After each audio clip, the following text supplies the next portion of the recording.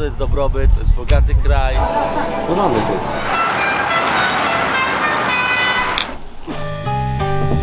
Go like that. No, Arigato. Zawsze jest fajnie, dopóki nie jest f***owo.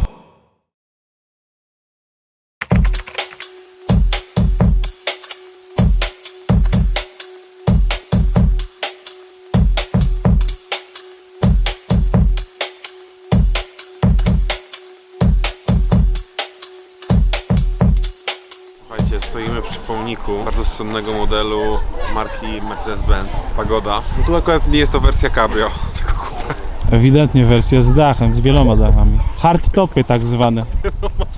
Topami. 5 dachów, bo to jest dobrobyt, to jest bogaty kraj. No trochę poważnie, mieliśmy gadać o kulturze. Jesteśmy w miejscu Churrito Pagoda, tak? To miejscowa, gdzie możemy sobie zobaczyć ładnie panoramkę na Fuji. U podnóża świątyni Shinto, świątyni, która powstała dla upamiętnienia ofiar lokalnej społeczności miasta, które leży u podnóża Fuji. Trudno sobie wyobrazić przyjazd do Tokio i nie zobaczenie tego daru natury z bliska. Świetna rzecz. Takie must be w Japonii. fajnie tam wyżej też było widać. Szkoda, że troszkę chmurkę nam przysłania, ale jest pięknie.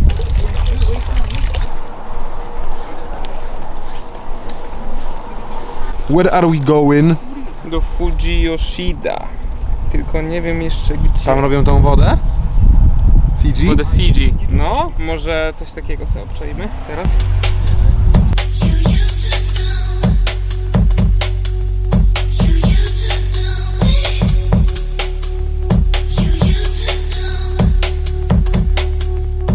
Nie ma takiego szajsa. Ty chyba żartujesz teraz. Tak, Sprawdził takiego nie ma. miękkość. Jesteśmy w sklepie byle jakim totalnie. Zobacz jak wyglądają kosmetyki tutaj. Jakby były z najdroższego sklepu w Polsce. To w Rossmanie tak. Co ty oglądasz tutaj? Przyłapany. Hej! Patrz stary, to jest coś, co mógłbym mieć do końca życia. Bułeczki z kremikiem, ale jaki jest kremikiem ten jakim? kremik? Jest pyszny. Wszystko co mogłem chcieć od życia, wszystko dostałem. Patrz jaka tu jest kremowa. Zobacz co mam, wszystko mam. Ale zestaw naprawczy. Kleję to tutaj, cyk, pyk. Przyklejam to i typiara chodzi i mówi, no pękło od prędkości, ale nie wiem o co chodzi, no. Tak było no.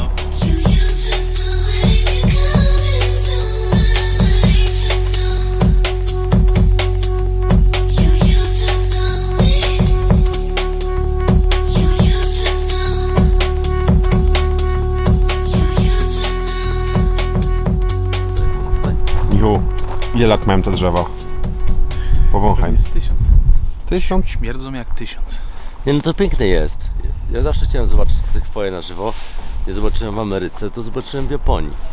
Wszystko jest monumentalne, bardzo epickie, ale też ciekawe jest to, że praktycznie wszystkie rozwiązania estetyczne, wszystkie ornamenty, zdobienia, rozwiązania konstrukcyjne są całkowicie odmienne od tego, co możemy zobaczyć w Europie. I to bardzo ciekawe, jak tych różnic jest wiele i jak wiele takich styli mogłoby wyewoluować w innych regionach świata.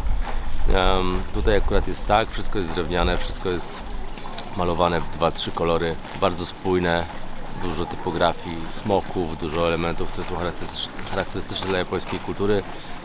Miejsce kultu, gdzie odbywają się tańce rytualne, gdzie dziękowało się Bogom za to, że otrzymywali mieszkańcy podnóża góry Fuji hojne zbiory. No i przepiękna natura też, zobaczcie jakie monumentalne są drzewa, ile setek lat mają już pewnie setek, no, drzewa, które otaczają cały ten kompleks.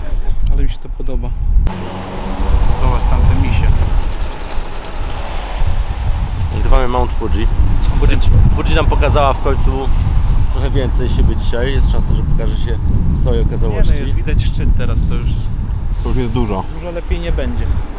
Co to jest, Michu? Ja bym powiedział, że to jest bonsai. Natomiast przypuszczam, że Japończycy wymyślili sobie jakiś inny termin na takie większe drzewko, chociaż nie wiem, zgaduję teraz.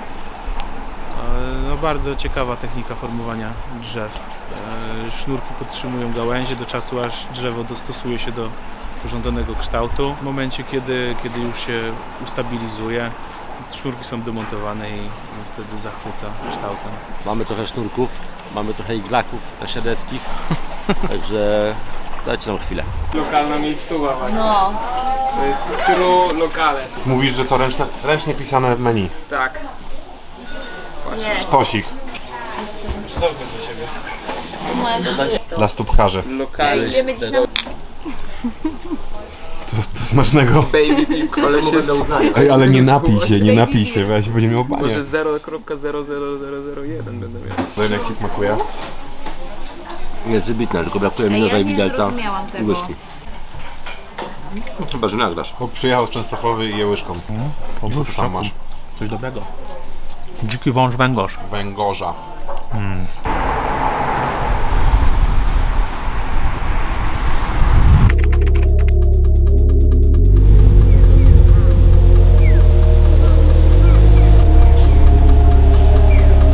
Gdzie jest? Gdzie jesteśmy? Muzeum... Narodowe Muzeum. Narodowe Muzeum Japonii.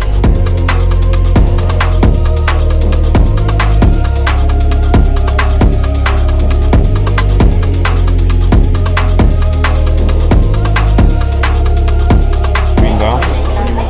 W złocie ze smokami. Byliście kiedyś na Pałacu Kultury? Ja byłem. Jest prawie tak fajnie jak tam.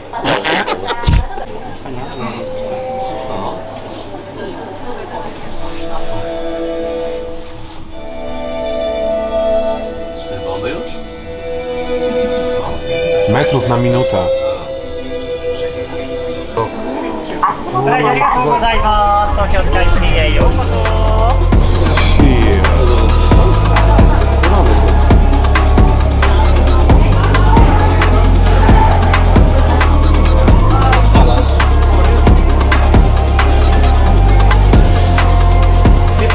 2016 rok, technologia.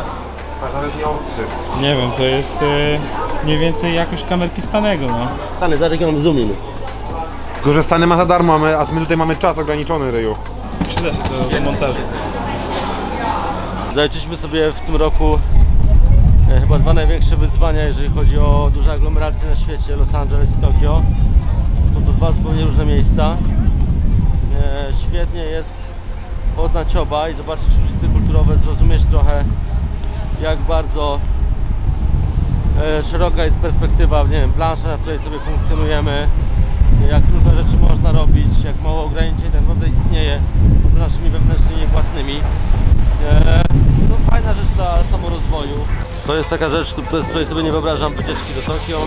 Każde z nas zjadło tego, myślę, ze 13 kg.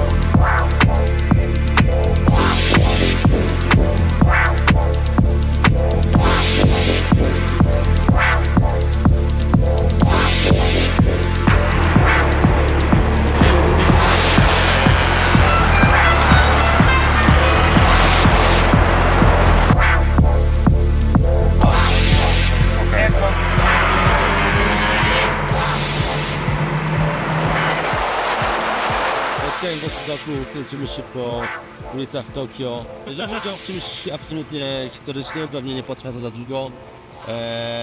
Auta całkowicie nielegalne, bossy z roku na ulicach Tokio. Ekipa gości, którzy mają po 60 lat.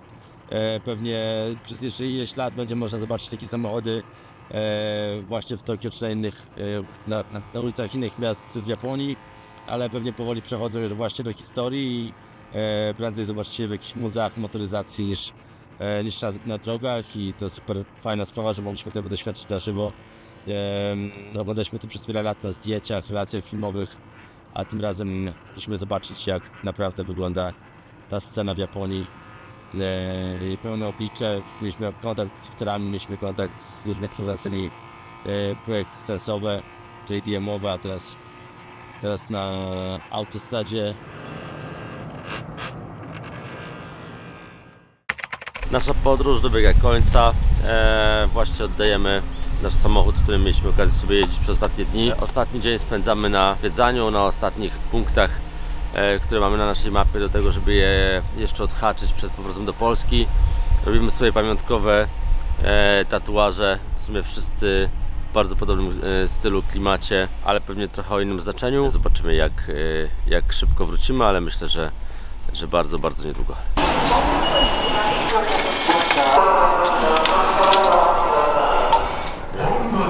Czy Japończycy są tacy wycofani, zamknięci w sobie, dlatego że to jest część kultury i sposobu wychowywania, czy tylko nam się tak wydaje i w jakiś sposób przekazują sobie przekaz myśli i wchodzą ze sobą w interakcję?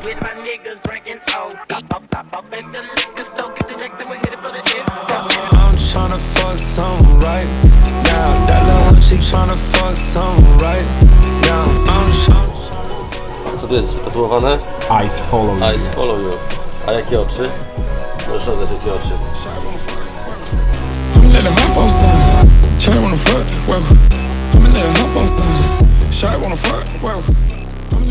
Dobra, to dzięki Wandzie jesteśmy tutaj.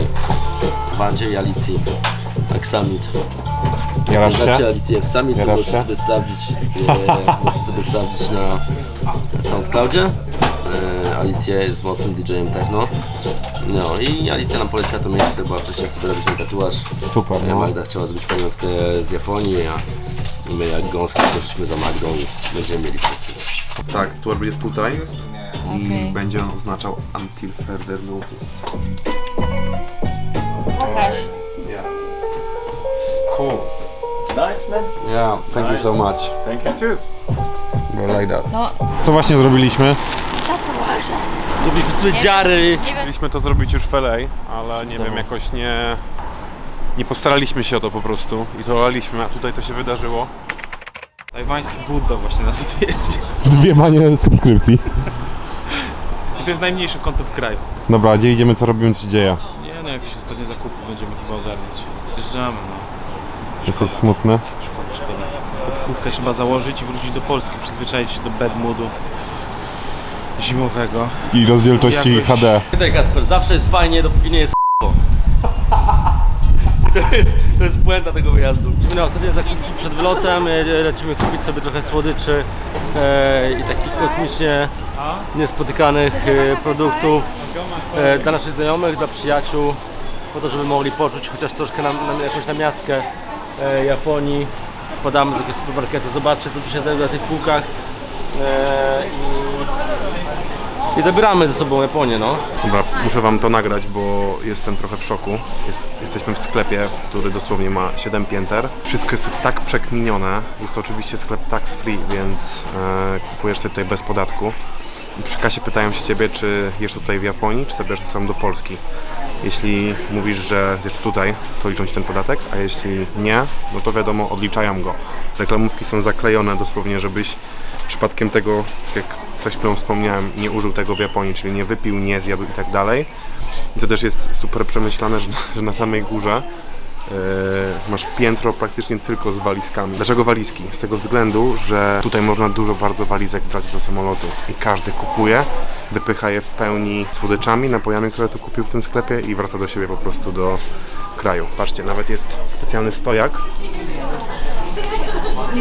na to, żeby spakować sobie rzeczy do tej walizki, którą przed chwilą tu kupiłeś. Tam są wszędzie walizki. Już jechać? Mogę? Akcja!